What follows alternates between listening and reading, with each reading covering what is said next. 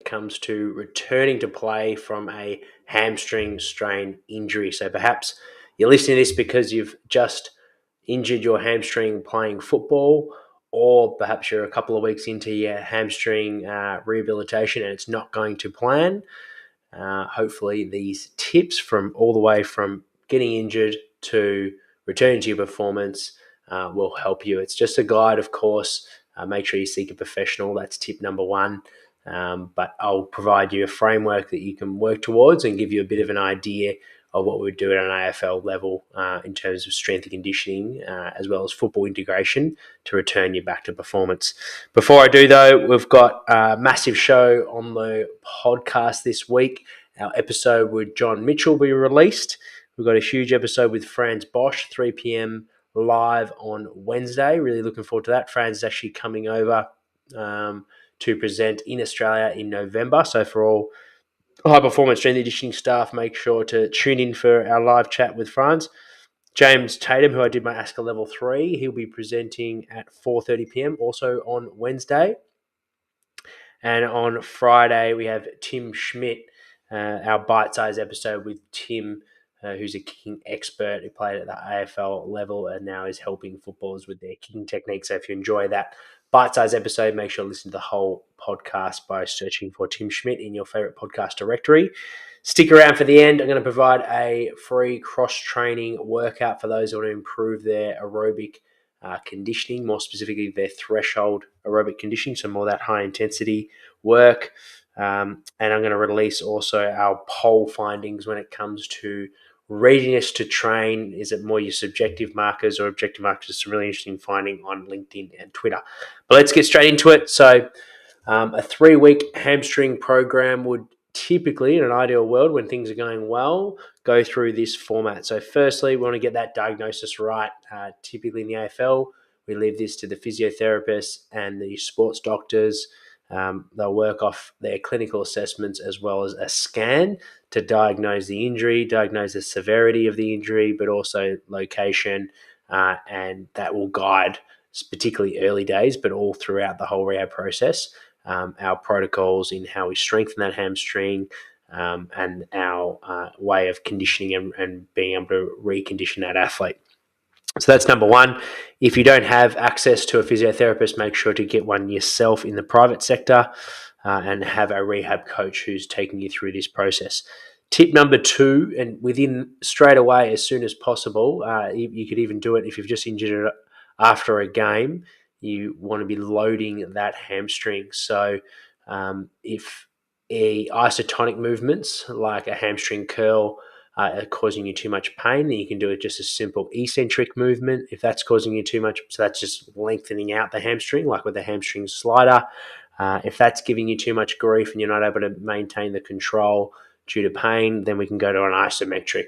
But ultimately, we want to have the mindset of loading that hamstring, because the sooner we can restore strength, the better we're going to be able to return to high speed and sprint running. So loading it early is really, really important, and getting your range of motion back to normal is really, really important. Knowing where you injured the hamstring is also critical. So that's where the diagnosis comes in. Is it more proximal up towards the hip, where we would program more your hip-based, hinging-based movements to strengthen your proximal hamstrings, or is it more towards distal, towards the knee, where we want to be focusing on potentially scaling back the complexity of the exercises and keeping them more simple with knee-based hamstring exercises, and then progressing it back to the normal program towards the knee. But overall, week number one, we're loading it and we're going quite aggressive with the strength, and trying to get that strength stimulus, so pushing the tissue from a strength point of view. Number three, in week one, we want to maintain as much football load as we can. So what do I mean by that? Jogging and slow speed running isn't a lot of load, and it's not high risk for a typical hamstring injury. So if you can jog and run pain-free and your gait looks good, continue keeping your running volumes up. So doing some more aerobic type conditioning sessions, so you're not losing that overall conditioning. If ground balls, marking the ball and kicking has no issues at all, no setbacks, then keeping those kicking loads in, and movements like ground balls is really, really important. Also, change of direction, particularly lateral work. So power cutting, shuttles, things like that. We want to maintain that strength work in because that's really important for your glutes and your groins and your adductors. So when you return back to full intensity football training where there's small-sided games and match play, your groins aren't deconditioned from not doing any of that type of work. So maintaining your agility and change direction work in week one is also ideal. And as I mentioned before, it's in the program if you're able to do it relatively pain free and your mechanics look close to normal. So that's where a professional can really help you with that feedback and being able to make a decision on whether that's a good stimulus or is that something that's actually going to put you backwards and give you a setback and cause further bleed to the hamstring. So that's where having a professional team is so important. But ultimately, we're in the mindset of we don't want to shut everything down and have a huge deconditioning effect. We want to keep as much load in as we can. Then we're moving, that's typically week one. Week two, we want to start now progressing the speed that you're running at while you're starting to hit your strength markers. So hopefully after loading it quite regularly every day, from a strength point of view, or at least every second day from a strength point of view, you might have some objective markers like using a Nord board to be able to see the symmetry between your hamstrings and see how well your eccentric strength is coming back to pre-injury. Typically, we would like to see that get close to within 90% of your pre-injury hamstring score before we would be doing high-speed running. Sprinting. So we want to make sure we're getting that strength back. If you've got that strength, then in week two, we're absolutely building out some form of straight line running where you're doing some run-throughs like flying 80s, for example, where you've got a 30-meter build, and you might have a 30-meter speed where you're trying to hit that speed, might be 80% of velocity, and then we have a 20-meter decel, for example. So that's where we're just starting to expose the hamstring to now some higher velocities. While you're increasing the intensity of those skills that you're doing, the ground balls, kicking, so that might be now kicking on the move, you're progressing the intensity of your change of direction load, and perhaps your aerobic conditioning is a little bit more demanding. So maybe week one, you're doing 2-minute efforts with a 1-minute rest. Now that might be a 2-minute run with a 30-second jog and a 30-second walk. So your work to rest ratio is a bit more demanding and you're getting your heart rate up. Week two, we also want to start. So by this point, your clinical markers and your strength markers should hopefully be clear. And we're starting to progress the intensity of the content that we did in week one. By this stage as well, we're hoping in the gym, your strength markers have all been hit. And then that's where we move into week three, where now we're integrating back into the football program. So your main training session at your club, you're aiming to hit anywhere between 85 and 90% of your max velocity in this week.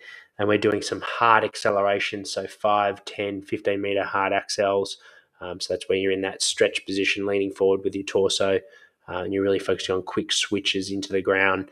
So you're dynamically producing force at a rapid rate. And we're also being able to stop on a dime, pumping the brakes with your decels, which is a lot of hamstring work in decelerating. And that then opens you up to the final week where you return to play in week 4. So you've completed a full main training session. You've hit above 90% of max velocity. You've hit all your strength markers and you're feeling like you've done enough football to be able to return back to performance. So hopefully that makes sense in that 3-week block and how we would periodize things. Obviously, we want to take into account, like I said, the site of the injury, so work closely with a professional. Also, when you're doing your football drills, if you're a rehab coach listening to this, think about the position that athlete plays. So obviously the football content you put in there will be specific to that player. So if they're an inside mid, you'll be doing some contested ground balls, some repeat efforts. If they're an aerial player, making sure they're getting that contested find a body 1v1 marking work. If they're a defender, they're being able to practice intercept marking by doing some reactive agility. So things like that. So think about their game and make sure you're layering that type of football work in as part of the strength and conditioning.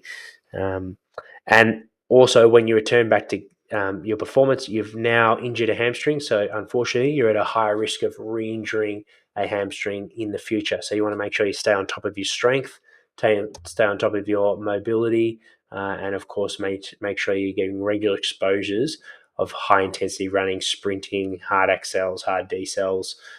That's really, really important to be able to continue to be resilient and make sure that hamstring doesn't get injured again.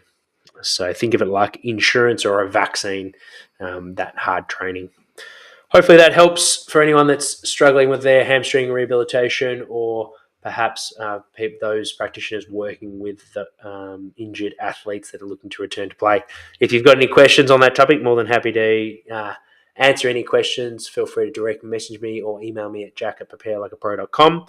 But going over to the last two pieces, we've got our poll. So readiness for training, really interesting to see high performance staff value the subjective wellness rating so highly. So that ranked number one. It was 57% on LinkedIn, 39% on Twitter. So that was number one. Number two was power testing on a force plate. So using, for example, like a counter movement jump to assess how well and how fresh that athlete is. So an objective measure that came out at 26% and 22%. So nearly half voted for that compared to the subjective. Then number three, was quite close between movement screening, so being able to see how well people their movement competency, as well as things like force frame, so seeing how well athletes can generate force through their groins, glutes, calves, for example. So 7% on LinkedIn, 22% on Twitter chose movement screening, and heart rate variability, 9% on LinkedIn, 17% was last on Twitter. This week's poll. So if you want to get engaged in these polls, there's also some great comments usually, and there's a bit of a thread. Definitely on this one where I did readiness for training, there's a few people elaborating on why they think subjective is the way to go, or some people think more of the objective measure is the way to go. So if you follow me on LinkedIn, you can comment on that thread, and it's an interesting read. But this week, I'm going to do a podcast on what's the best strategy for developing athletes. And what do you prioritize most? So you have to pick one. Is it strength and power? Is it speed and agility, aerobic capacity, or movement competency, i.e. like running mechanics? So interesting to see the findings from these polls. And like I said, if you can get involved either on Twitter at Prepare Like a Pro or on my personal LinkedIn, that would be greatly appreciated. The workout for this week, so you need to have completed a 20-minute functional watt bike test, and then from your average watts, you're following this prescription. So it's a good threshold workout for those that want to improve their aerobic threshold, which is basically just working at the maximum heart rate where you're still working aerobically. So we want to make sure we improve that, obviously, as an athlete, because if you can work aerobically at a high intensity for longer, you're going to be more efficient compared to your competitors and be able to run out games better. So using this threshold workout on watt bike could be something you do early in the week. It could be something for those in rehab, like this podcast is all about. Could be a good way to get some off-feet conditioning for the legs while you're not doing high-intensity conditioning with your running loads. So from your 20-minute watt bike test, you find your average watts. Let's say, for example, that's 300. You start at 90% for 5 minutes. This is a continuous 20-minute interval. That's at 270 watts where you're trying to hold your average watts. Then when you do 5 minutes at 95%, that's at 285 for someone with a functional watt bike test of 300. Then 5 minutes at 100%, so 300, and then finish with 5 minutes at 105%, which is 315. Give it a go. Obviously, change the adjustments to your test and let me know how you find it. It's a pretty challenging workout. That would be typically week one. Then week two, you can have a go, or after you do a couple of weeks of training, have a go at progressing that, where you start at 95%, you go 100, you go 105, and you finish on 110. And typically you'd be able to beat your 20-minute watt bike test if you can sustain those threshold efforts. Thank you for tuning in. Make sure to subscribe to the podcast. And if you could rate and review our podcast, that would be greatly appreciated. Helps us reach more listeners. I'll see you on the next week's episode.